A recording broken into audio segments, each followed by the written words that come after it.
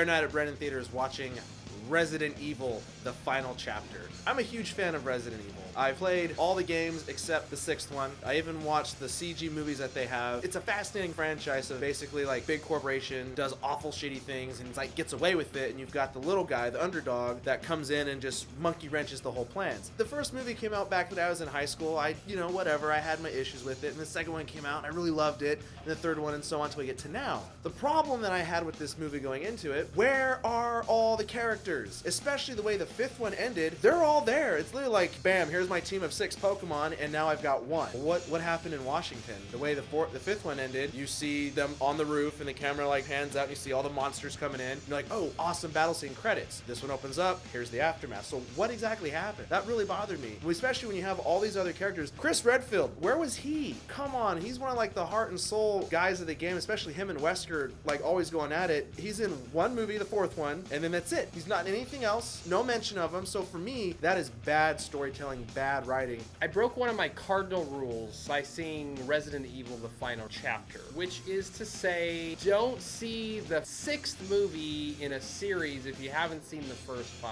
But as it turns out, may have actually been for the best. I only saw the original Resident Evil film and then the final chapter. Worked out pretty well, actually. They make a lot of callbacks to that original film. It kind of circles back. You go back to some of the same locations, so it was a little bit thrilling. I had a little bit of nostalgia for the movie I saw the day before.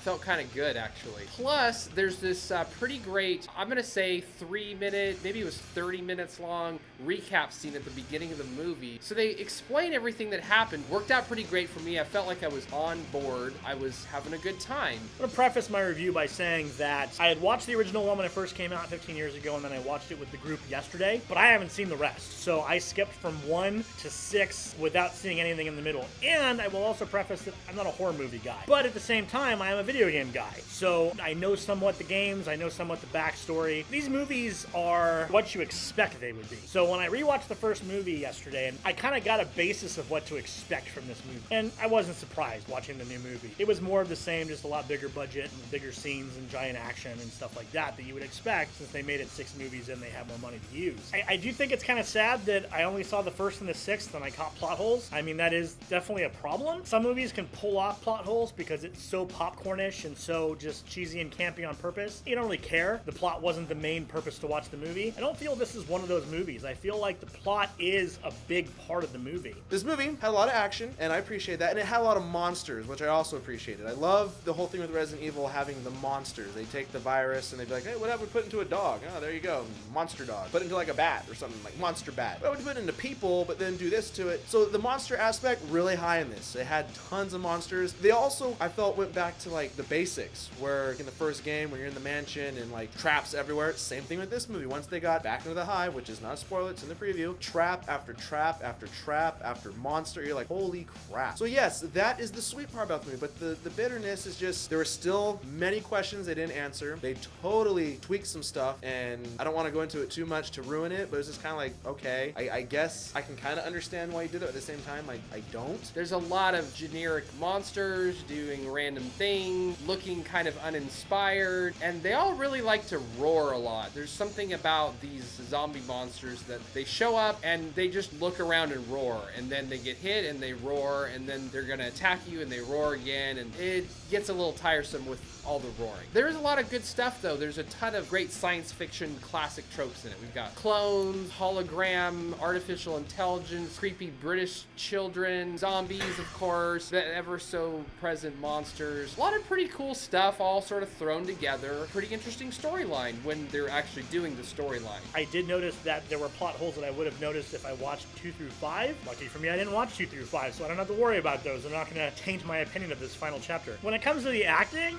it's not bad. I mean, you're watching a horror, like, sci-fi action movie, and if you're looking for amazing acting, you're kind of in the wrong spot. Mila Jovovich pulls it off. Been 15 years since the original film, and she still got it. I totally bought into the fact that she was this action heroine doing all the stunts, looked pretty great. I was impressed. Plus, the evil villain, or as I know him, Jorah Mormont from Game of Thrones, he was super enjoyable to watch. Played a great villain. So between Mila and Jorah, pretty good clash going. Everyone else in the movie, not that interesting. Kind of your generic hard scrabble apocalypse survivors. Gets a little tiresome, and most of them are pretty much fed to the meat grinder. But there's some enjoyment to be had in some of that. So, as a fan, I'm gonna go see it. I'm gonna own it. I have all the other ones, so why not? It's gonna find its way on my shelf, and from time to time, I will pick it and watch it. Absolutely. As a movie, though, when you look at it from a movie point, with all the installments, there are a lot of plot holes. There's a lot of things that they either forgot about, or we're kind of like, we don't want to acknowledge that. No, we can't bring that in. All told, I generally enjoyed the film, but it's hard to give it a recommendation. It's a little bit too gory for my taste. The editing is a little too aggressive. I think my eyes got whiplash occasionally, and there's a lot of really cheap scares. Overall, I have to give it a 6 out of 10.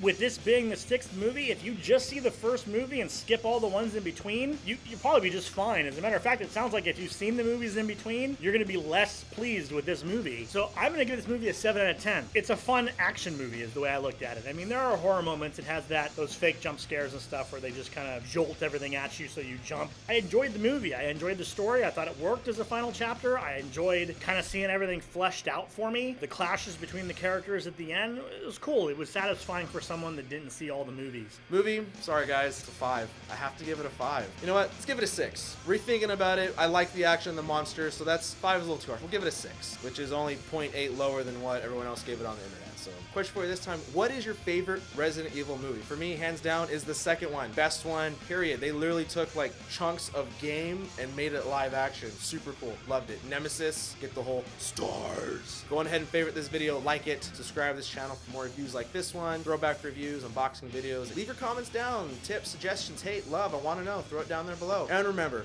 you heard it here at The Source.